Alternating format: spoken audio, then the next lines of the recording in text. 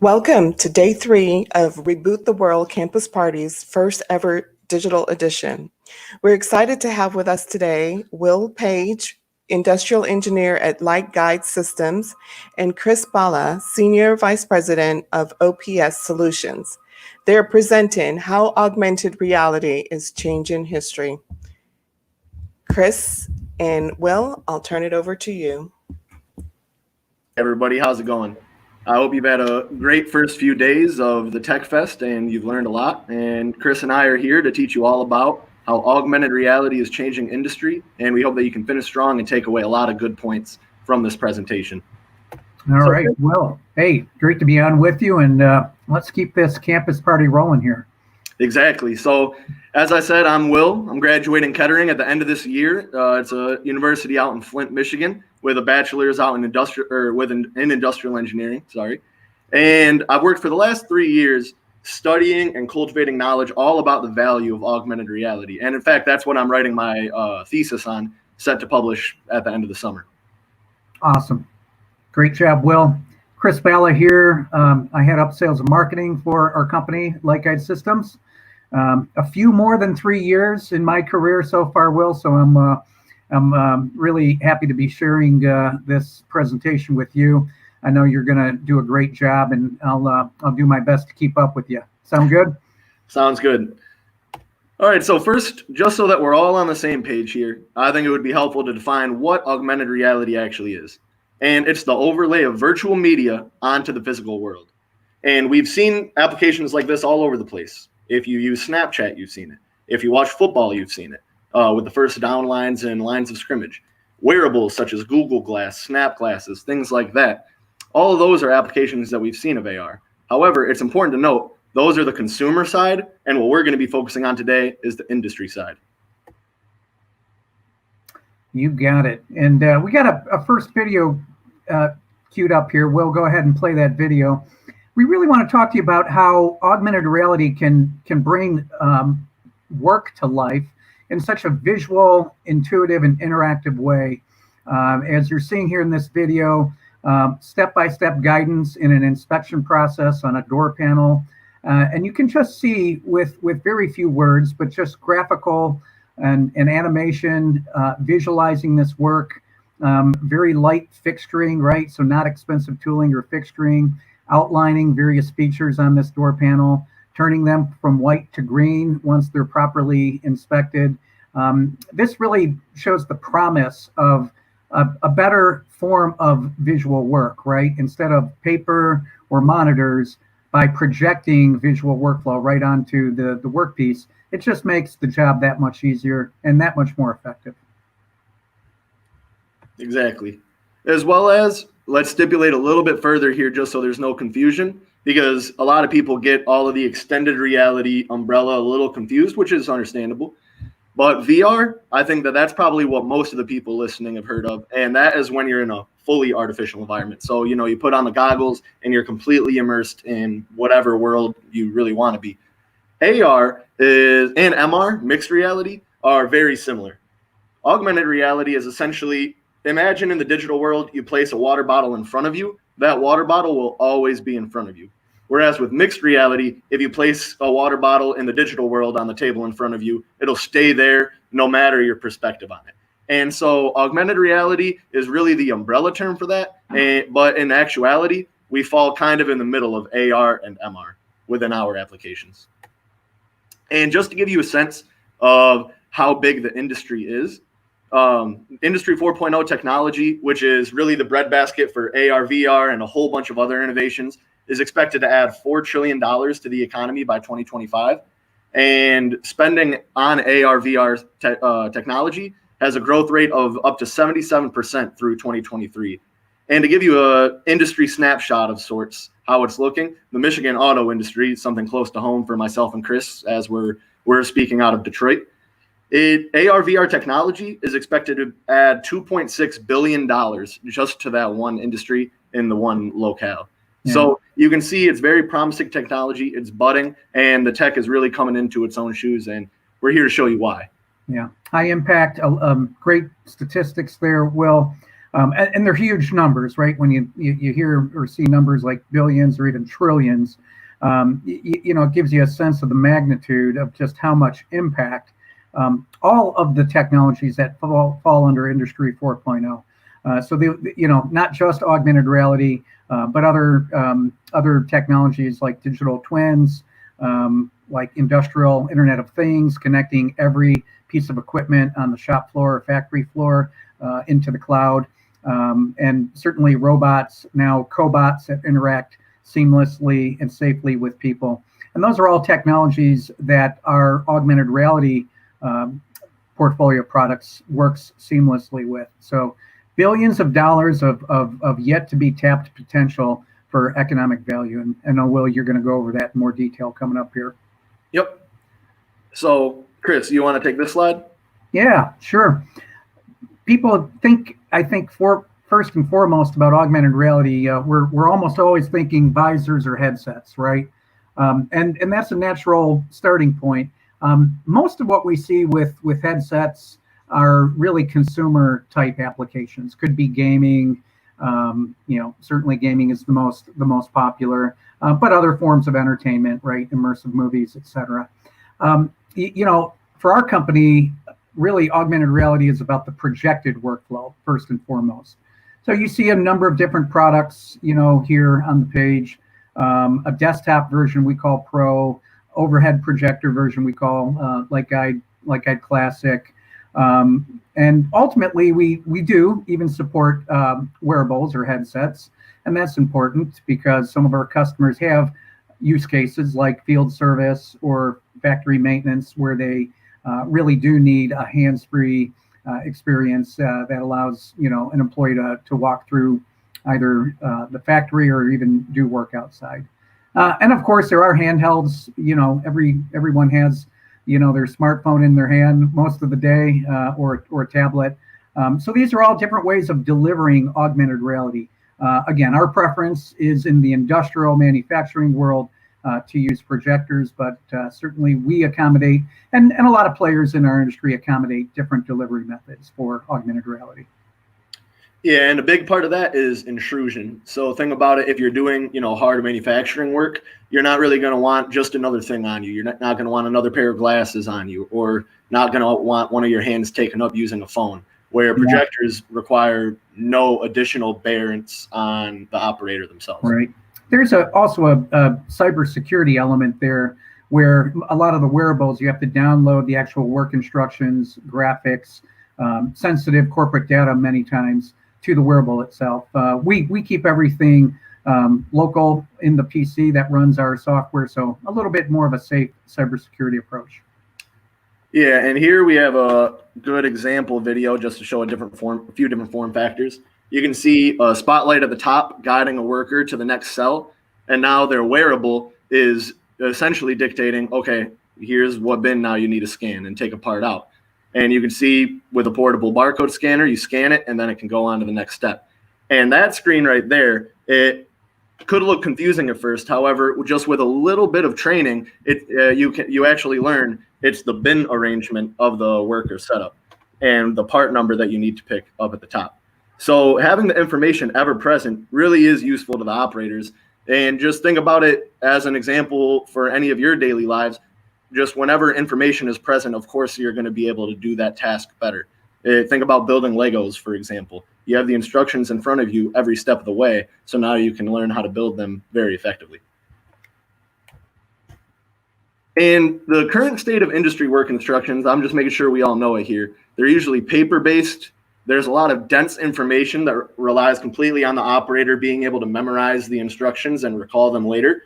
And as such, with that, when change occurs, you need to be able to print them back out, redistribute them to all of your factories or just the factory that you're in if that's where the part's being worked on. The work instructions really are a headache. In fact, industrial engineers such as myself, it's an entire discipline where a lot of the people in it, their job is entirely to create good work instructions. But with future technologies such as augmented reality, we can replace that. Well, go ahead. Yeah, well, I just wanted to add a few comments. What's so ironic about that is oftentimes, or every time now, these paper-based work instructions are created on a computer, right? And you know, even with common applications like Word or PowerPoint, and then they're printed and put down, you know, at the workstation on the factory floor. So the great irony, of course, is going from computer to paper. And even some companies have started to do work instructions, as you see in the lower picture, on monitors, but there's really no functional difference to whether that paper is printed and hung at station or somebody's looking at a monitor. And you can see just how it's captured perfectly with that first person in the picture, where they're having to look up and away from the work at hand at work instructions on a monitor. So practically speaking, it's really no different in that, you know, they still are taking their eyes off the work. That takes time. It can create disorientation. And that's why we believe putting the right information at the right place and the right time directly onto the work is the most effective way to deliver visual workflow. Yeah, exactly. And that's what you saw in the first video where the operator was stepping through the door panel inspection. That's what you see here in the picture. Just as you shine the light on the work, there's a lot of benefits that come with that. And now we're going to talk about all those benefits. And it's a really great combination, as you'll see in this next video, great combination of visuals. Now, there's a lot happening here. First, language selection. We can certainly accommodate any language and pre-program accordingly. You've got visual guidance for where to pick parts out of a given bin. 3D sensors are confirming that they picked from the right location and they placed into the proper place in the assembly. So there's a lot happening here, right? And it's all very visual and intuitive in real time. But for the person doing the work, it's very immersive. It's very interactive. Maybe loop that one more time, Will, just because there's so much going on here. So again, you know, we're getting guidance on where to place the fixture. See a red X there if they reach into the wrong bin. Auto confirmation when they reach into the right bin. Auto step confirmation when they place the part. And again, very, very intuitive and very fast, right? So certainly the employee is not being slowed down by the technology that's assisting them in doing the work. So a lot going on here, but to the human element, you know, this is really gamification of work. And I know you're going to speak a bit more on the benefits of that, Will. Sure. Yep. So the framework with which we're going to be analyzing AR is the triple bottom line framework, because we thought that it's just the most expansive one. And it expands on the traditional framework because it's not only focused on profit, but now it's also focused on the planet and people and how the technology can have an effect in all three of those arenas. So first, let's talk about profit. You can see the profit drivers on the left side of the screen, things such as increased quality, productivity, throughput going along with that, and better training. And we can generally see average savings of 10 to 15% of revenue of that line. So obviously more money in the pocket of the business, as well as we'll talk in the people section, it's better for the people themselves. But for the first step, let's talk about productivity.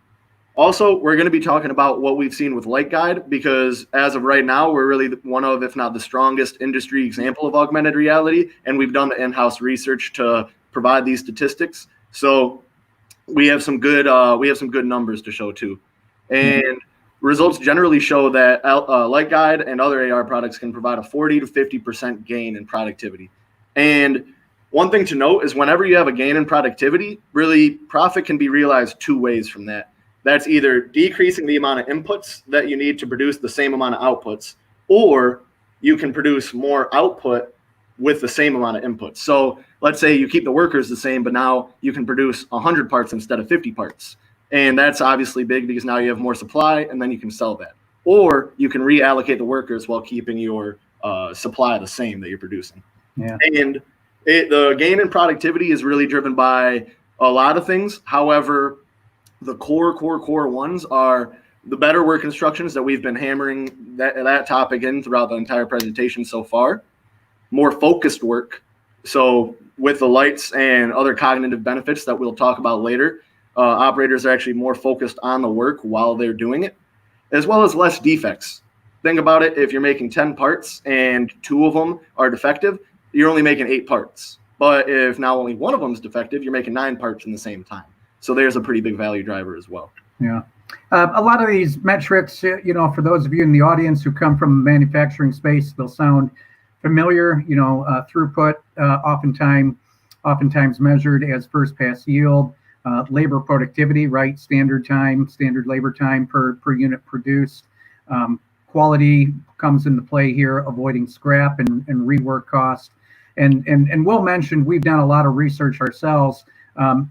I would say more importantly, it is the research done by independent third-party experts, research houses that have quantified the benefits of augmented reality generally, and our light guide systems more specifically, and of course customer feedback. There's no better feedback than customers telling us what they've been able to accomplish by visualizing workflow with light guide augmented reality. So a lot of drivers here. We're just talking now about productivity, and Will, I'm sure you want to share more on some of the other impacts that we have.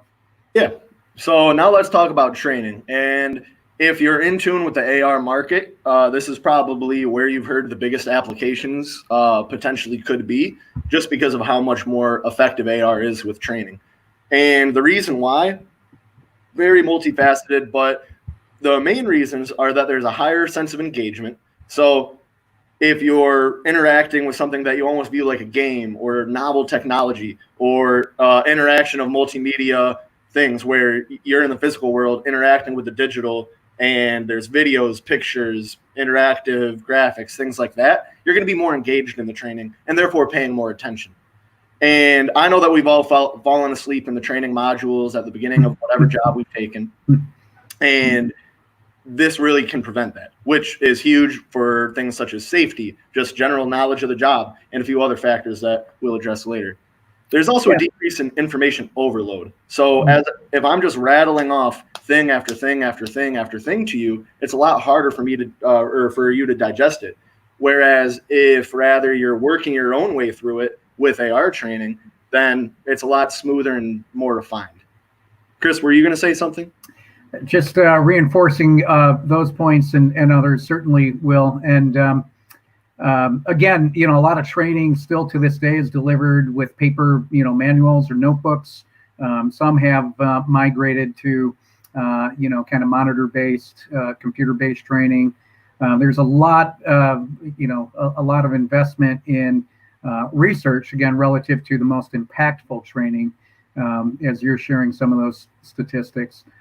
For us, about 30% of everything that we deliver for augmented reality systems goes into this training application. So it's so vitally important. And think about, historically, there's just been a shortage of good manufacturing talent and folks available to do that work. It's hard work, right? To be on the factory floor 8, 9, 10 hours a day. Especially if you're in an environment where there's a lot of variation. And that's really been one of the drivers for augmented reality training is an environment where there's so much complexity and variation coming down the line at the workforce, at the employee. So yeah, all of those are great reinforcements for augmented reality training. Yeah, and the last point under more effective training is one I want to talk about as well, just because I really like human-computer interaction and think it's interesting. But visual training actually can lead to an 80% improvement in retention compared to text-based training. Mm-hmm. So this was done in a study where you were given visual training and text-based training to do different groups. And just after that, there was only a 9% improvement on the visual training on the test directly after it. However, 1 week later, without any additional training, now the visual training group did 80% better on average, which is a really strong showing in my opinion. And as well as just the training gets shorter because it's more effective is another impact of AR on profit, getting back to the main point there. But we can shorten it by around 30 to 40% on average. And this is important because it just frees up time for everybody involved. The experienced trainer isn't working with the trainee now. The trainee is doing value-added work on the line because their training is completed. And it's just a win-win situation. Yep. Of course, time is money. So the less time spent training, the more effective and productive employees are going to be on the floor. Yep. And here you can see is an example of an 8-year-old kid doing pen construction with augmented reality. So easy a kid can do it, right? Well, the qualifier, of course, is this is at a trade show. We don't actually condone child labor with augmented reality, but yeah, of course not. But yeah, so you can really see that just it's very easy to step up, know what you need to do. The instructions are with you the whole way. And at the end, we're hoping that everybody can have a smile just like him after using it. Not just a smile, but a happy dance, as you saw. Yeah, true. We do condone happy dances at work, but love that video. Love to see that little guy put that pen together. Exactly. And when it comes to quality, the final profit driver, defects really can fall dramatically when you have AR. And we've seen over 80% improvement, and in some cases, defects falling all the way to zero from as high as 80,000 to 100,000 parts per million, which that's a very significant decrease. And obviously, there's a lot of money impact when it comes to that.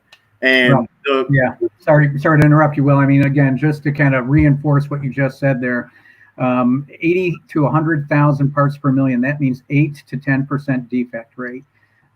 Again, for those in the audience, whether you do or don't have a manufacturing background, I mean, those are really high defect rates. Most companies are trying to keep that down to a small fraction of a percent, right, in order to be profitable and to deliver high quality to the end customer. So just incredible improvements, 80%, 90%, sometimes even zero defect, complete elimination of defects over an extended period of time. We've got one customer right here in the Detroit area using Light Guide to do kitting, basically to pull mirrors from a kitting cell and bring those line side to the vehicle. Zero defects over a 3.5-year period using Light Guide. So some great testimonials on the quality side here.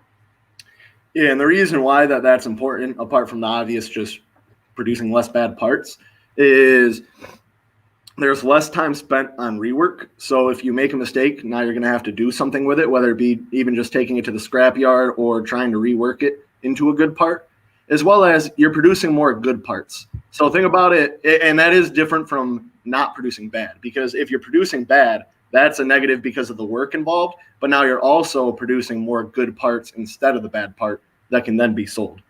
And as well as the obvious less wasted materials, which really segues us into the next point, the impact of AR on the planet.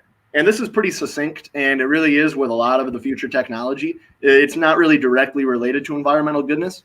However, as efficiency goes up, waste goes down, and that's inherent within the definition of the word. And that's primarily due to the less scrap produced, the less wasted material. Think about the statistics that we were just talking about. If before you were making 100,000 defects and now you're making none, that's a ridiculous amount of parts that now you're not just having to waste and go to the scrap yard and go or the recycling plant or wherever, as well as the energy needed to produce them. And it is also important to note that as you save this money, there's now more available funds to allocate towards environmental standards. And obviously, once you save the money, it's up to the company. But this is just something important to note and a message of hope, if you will, that they could allocate it towards that. And really the goal is to go from this side of the equation where you're doing a few different inputs and then doing work just to get the one output, just to a more efficient, less inputs needed, and the work does the majority of the job. Sure. And with that, then there's a lot less material waste that has to happen. Zero defects, zero scrap, zero waste. Great way to build product. Exactly. And for our final section, this is the impact of AR on people. This is, in my opinion, the richest section in terms of the impact, just because the augmentation of a worker has a lot more to benefit manufacturing and society, in my opinion, than just getting rid of the worker or automating the worker out. So there's a few workplace benefits, both on the cognitive and physical side, as you see there, as well as we're going to talk about how the barrier to work is lowered with it and the safety implications. So first, let's talk about the cognitive benefits. And this is one that we talked about a lot at the beginning of the presentation. It reduces the role of memory when you have augmented reality instructions going throughout. Imagine trying to learn something and then just having to remember it every single time. And that takes up a lot of your mental bandwidth. And with that taken up, now you're going to be a lot more distracted away from other things such as safety precautions or process improvement or just as well as it's just good to have more available mental bandwidth. You're going to be happier, you have more energy, things like that. Also, gamification makes the work a lot more enjoyable. If you're unfamiliar with gamification, it's essentially making a task like a game. So imagine you and someone else racing to see who can do more dishes when you're doing the dishes, right? Something like that. Obviously, it's just a little game. However, your productivity is now going to see huge leaps and bounds because you're trying to go quicker, beat the other person.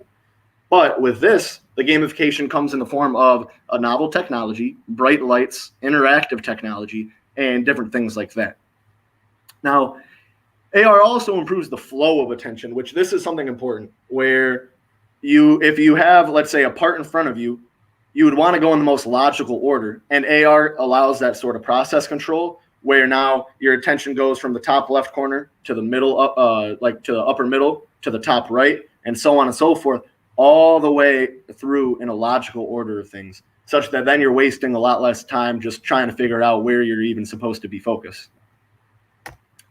Yeah, it's interesting. A lot of times there's studies around the whole concept of mind width, right, Will? And so those cognitive benefits certainly are not just let's say subjective. They're measurable, and there's a lot of research in this field, relative to the so-called mind width or mental bandwidth increase. A lot going on there. Yeah, 100%.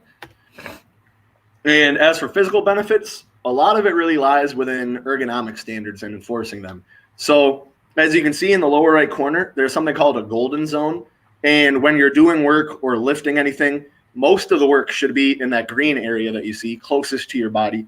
And then a little bit less of the work, just things that you're doing once or twice every rep or every cycle should be in the orange. And red, you should really try to avoid doing work in the red area. It's really bad for your body. And obviously, there's a lot of the ergonomic stuff that just lies within the work design of the station. However, when you control where the graphics are, now you can set the work area for a task close to the body rather than on the part. And that's massive, just to reduce back compression and reduce the risk of injuries. And on to the second point there, you now also can rotate your workers because there's a lot less barrier to doing a different job. If you have the instructions already there, then you can just kind of hop on the job regardless, rather than having to learn, train on it, and review the work instructions, memorize them, all that above. And so as you're able to now rotate these workers all around the line, the risk of injury is decreased, as well as there's just an increased enjoyment of work. I know I'd rather work 5 different jobs in a week than just the same job for 40, 50 hours in the week.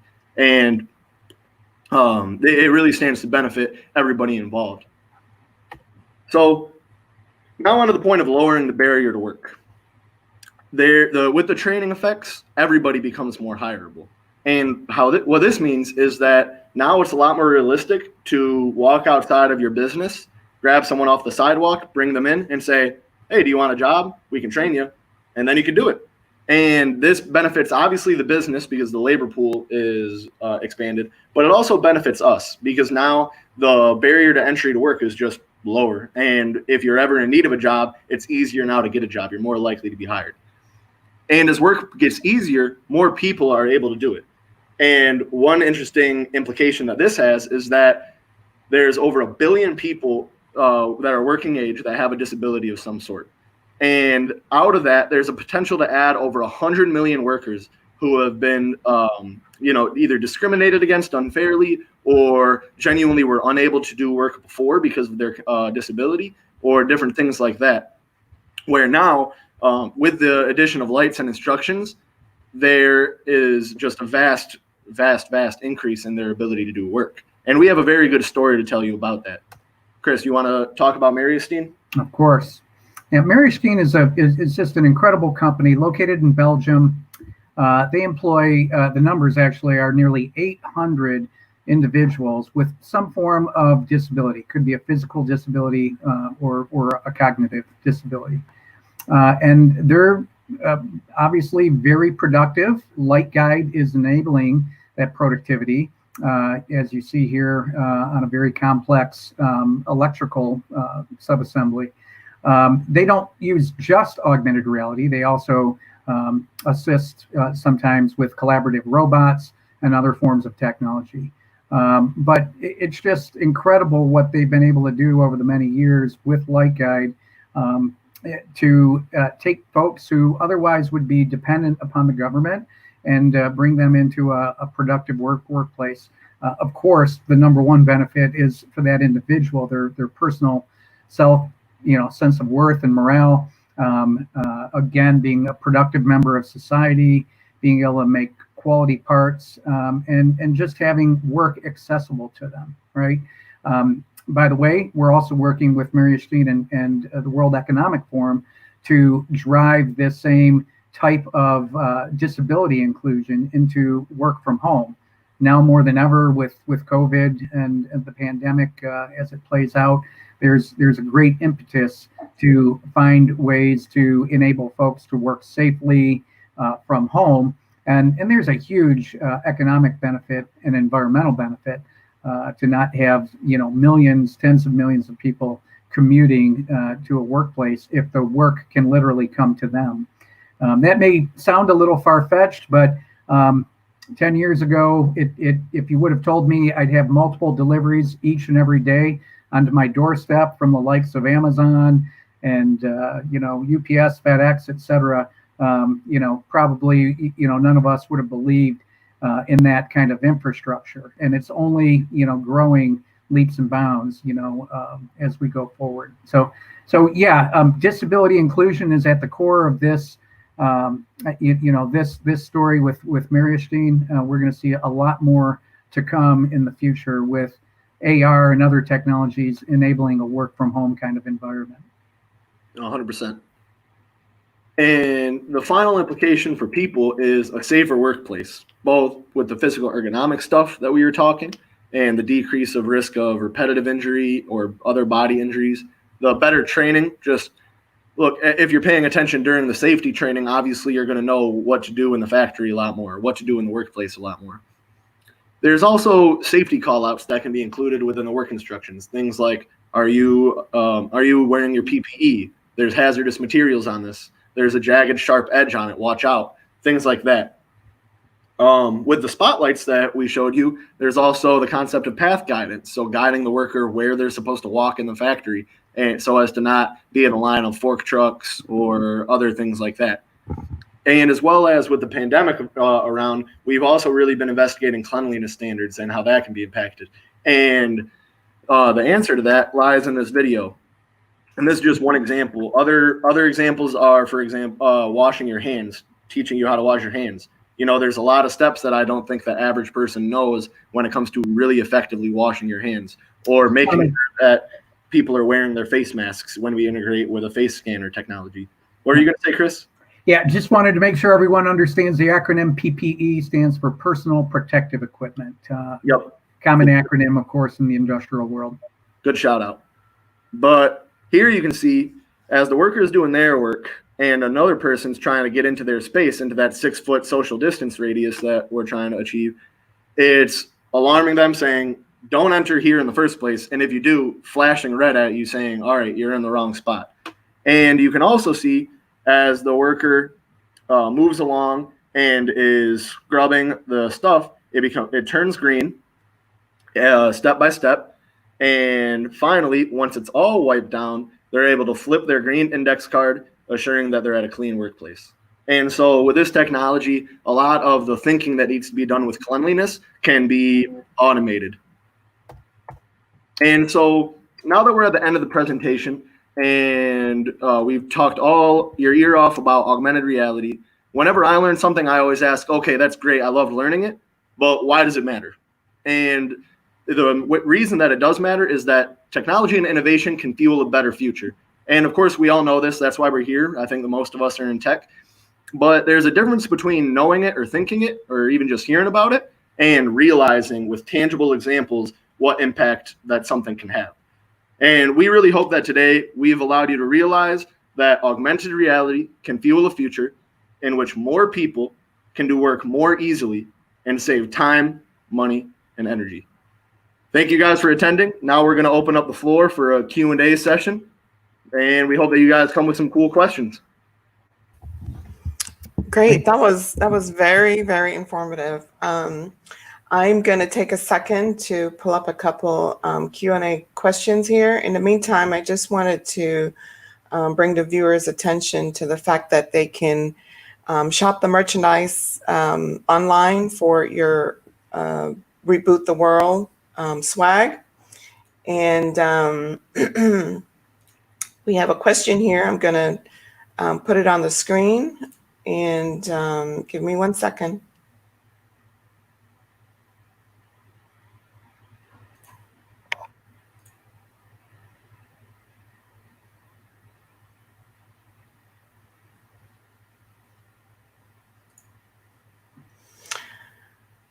Do you think industry and consumer applications have a stronger potential for the future of AR?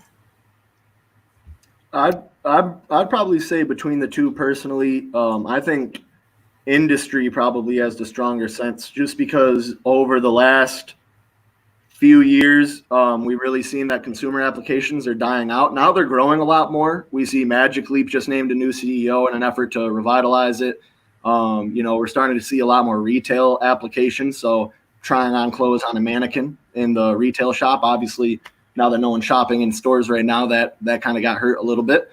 But within industry, we really think that it has the fundamental way to change how people do instructions and how people learn within industry. Chris, what do you think? Yeah, you're right. I mean, we have seen, we've all seen a lot of the headset companies struggle, right? Because the old adage is making hardware, developing. Of course, there's a lot of embedded software in the wearables and the headsets, but hardware is hard, right? That's the old adage.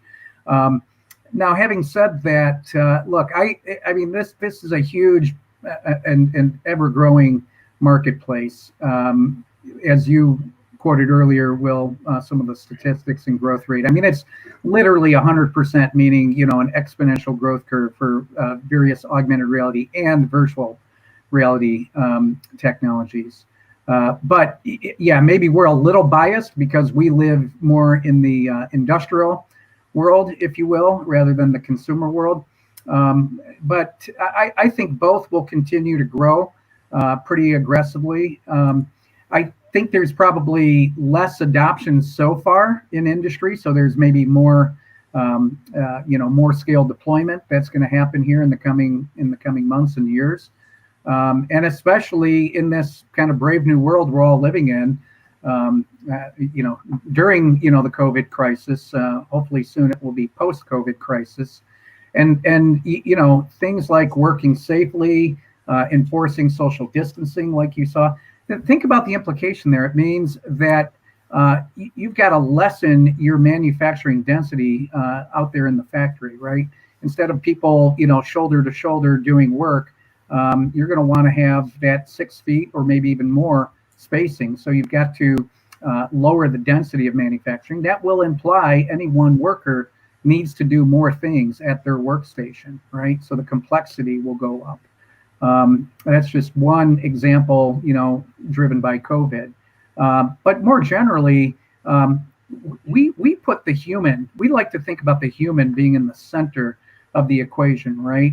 We talk about, there's something called overall equipment effectiveness, OEE, that a lot of manufacturing people talk about. That's a very machine-centric metric, right? Our definition of OEE is overall employee effectiveness, right? Empowering your most important assets out on the factory floor, the men and the women who build your product. That's the overall employee effectiveness we're all striving for. And we've seen, company after company spend, billions of dollars to put robots out on the floor, only to walk that back some years later and put people back into the middle of the equation, right? So that's what we're all about. We're about unlocking human potential in the workplace. And so, yeah, maybe that's a little bit of a biased answer. We really think the industrial applications are just going to continue to grow going forward. But great question. We also have a shout out from Carlos in Colombia. Great job. Want to say thank you. Thank you, Carlos. The next question is on the screen. Will we see more of AR or VR in the future? Chris, do you want to go first, or do you want me to? Well, again, Will had a slide up where you explained, Will, the kind of the continuum from VR to AR to MR, virtual reality, augmented reality, mixed reality. I think the answer, I'll oversimplify my answer, but I think VR is going to be more prevalent in the consumer space. Gaming's the obvious application, but entertainment, retail, that's pretty compelling, right? Being able to put on a VR headset and do a virtual walkthrough, like a auto showroom, right? And look at different vehicles, different colors, different trim levels. So that's compelling, I think, for consumer applications. I think AR in the industrial world is going to be more prevalent. We have a lot of feedback from customers. I mean, not only are the headsets expensive, B, think about hygiene in the age of COVID here. C, it's not comfortable, and it can be visually disorienting, right? So we think on the whole, customer feedback, our belief is AR is going to kind of prevail in the industrial world. VR, certainly we see continued growth in the kind of the consumer space. Yeah, I agree a lot with that. They're just really fundamentally different at the end of the day. I can tell you right now that I have a really hard time imagining a VR headset on the factory floor just because of safety concerns. If you can't see, like, there's a lot of hazards. So if you can't see a fork truck coming because you're in a virtual reality, obviously that's pretty hard. But within training, VR has a place there. But really, I agree wholeheartedly with Chris. VR is a lot more consumer based, with entertainment, gaming, and also meetings. Have a potential to be, you can do virtual meetings with VR headsets and be in a physical meeting room more or less. And AR, because of all the reasons for the last 30, 35 minutes, however long it's been, has a pretty good place in industry over VR. Okay, I think that will bring our session to a close. I want to say thank you so much, Chris and Will. Enjoyed it a lot, learned a lot, and I hope our viewers did too. We encourage you to share a copy of the video with your friends and colleagues. With that, we bring this session to a close. And before we go, I just want to take a few minutes to thank our sponsors. Without them, we wouldn't be able to have the Reboot the World, the first ever digital edition. Thank you. Enjoy the rest of the program.